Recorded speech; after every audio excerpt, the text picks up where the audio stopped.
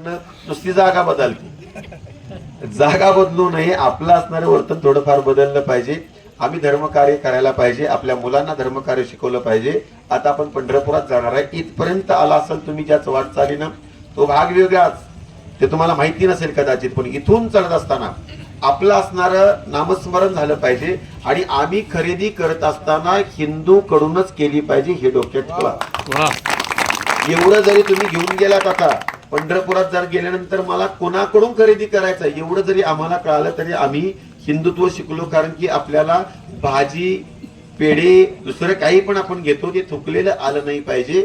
आपल्या धर्मातला माणूस असेल, ज्याच्या कपाला टीका असेल, ज्याच्या मुखामध्ये नामस्मरण असेल, गळ्यामध्ये माळ असेल, त्याच्याकडून खरेदी करा. एवढंच मी सांगून जाईल. आणि एक सांगतो जाता आता, आदरणीय असणारे आमचे ज्ञानेश्वर महाराज, अति सुंदर त्यांचा परमार्थ आहे. तुकाराम महाराज यांचा सुंदर परमार्थ आहे. मी थोडासा जरा वेगळा आहे, तरी पण आमचं पडतं. कारण की मला शांततेनं बोलता येत नाही, मला गोड बोलता येत नाही. गोड बोलणं मला ते नाही, म्हणजे जुळतच नाही. पण आपला धर्म जर टिकवायचा असेल तर आपल्या हातामध्ये फक्त टाळ नाही तर टाळानं टाळकी फोडता आली पाहिजे. आपल्या हातामध्ये शस्त्र पाहिजे. शस्त्राशिवाय स्वातंत्र्य भेटत नाही. म्हणून सामान्य माणसं, साधी माणसं, सात्विक माणसं ही धर्माचं कार्य करू शकत नाहीत.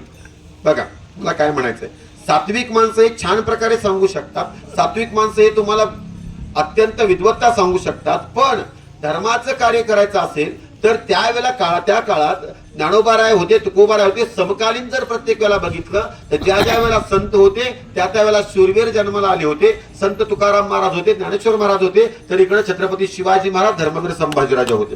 शस्त्राशिवाय स्वातंत्र्य मिळत नाही हा सिद्धांत आहे. आम्ही महाभारतात बघितलं तर महाभारत सुद्धा, किंवा रामायण बघितलं तर रामायण सुद्धा, अरे जेव्हा रावणानं सीता पळवून नेली त्यावेळेस राम प्रभू काय जपमाळ करत बसले नाही, पकवाज वाजवत बसले नाही, कीर्तन करत बसले नाही, तर अरे धनुष्यबाण उचलला, आपल्या असणाऱ्या मातीतून उठले, आपल्या मातीतून उठून त्याच्या मातीत जाऊन, त्याच्याच मातीत जाऊन त्याचीच माती करून पुन्हा आपल्या मातीत परततो, त्याला राम म्हणतात. हे छत्रपती शिवाजीराजांना असणाऱ्या मातेनं जिजाऊ साहेबांनी शिकवलं होतं. ही आपल्याला तत्व आपल्या पोराला शिकवायची आहेत. आपल्या पोराला मारामारी आलीच पाहिजे. ह्या गाला मारलं की हा गाल पुढे करला, आपण गांधी नाही. मी तर गांधीला मानत नाही, नेहरूला पण मानत नाही, मी नथुराम गोडसेंना मानतो. थोडस तुम्हाला वेगळं वाटेल पण ही तत्व डोक्यात ठेवा. आपल्या पोराला आपलं स्वसंरक्षण, आपल्या मुलीला आपलं स्वसंरक्षण करता आलं पाहिजे. जर स्वसंरक्षण करता आलं नाही तर आता पाठीमागं बघतोय आपण, अरे याच दिंडी सोहळ्यावरती आक्रमण झालेत मुसलमानांची. या दिंडी सोहळ्यावरती ज्यावेळेस आक्रमण झाले त्यावेळेस धर्मवीर संभाजीराजा स्वतः वारकऱ्याचा वेश घालून तलवारी पाठीत घेऊन आले होते आणि वारकऱ्यांचं संरक्षण केलं होतं. ही आपल्याला गोष्ट लक्षात ठेवायला पाहिजे. शस्त्राशिवाय स्वातंत्र्य भेटत नाही.